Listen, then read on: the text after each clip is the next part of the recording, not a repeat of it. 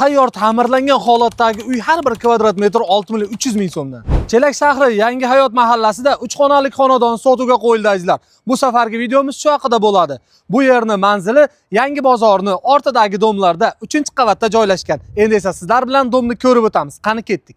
Xonadon boya aytib o'tganimiz kabi 3-qavatda joylashgan, umumiy maydoni esa 60 kvadrat metrdan iborat.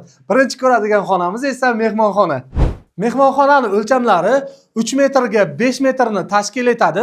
Bu yerga aboylar yopishtirilgan, qandillar o'z joyida qoldirib ketiladi. Pardalarni ham egalari qoldirib ketishadi. Xonadonda keyingi ko'radigan joyimiz esa yotoqxona. Yotoqxonaning o'lchamlari 280 ga 4 metrni tashkil etadi. Bu yer aboy qilib qo'yilgan, qandillar, pardalar o'z joyida qoldiradi. E'tibor berishingizni xohlardik. Shkaflar ham o'z joyida qoldirib ketiladi. Xonadonda keyingi ko'radigan xonamiz esa bolalar yotoqxonasi.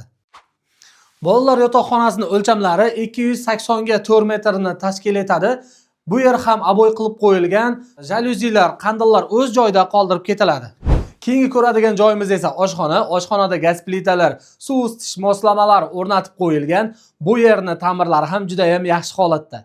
Xonadonda yakuniy ko'radigan joyimiz esa sanuzel. Sanuzelda juda ham chiroyli shart-sharoitlar taxlab qo'yilgan.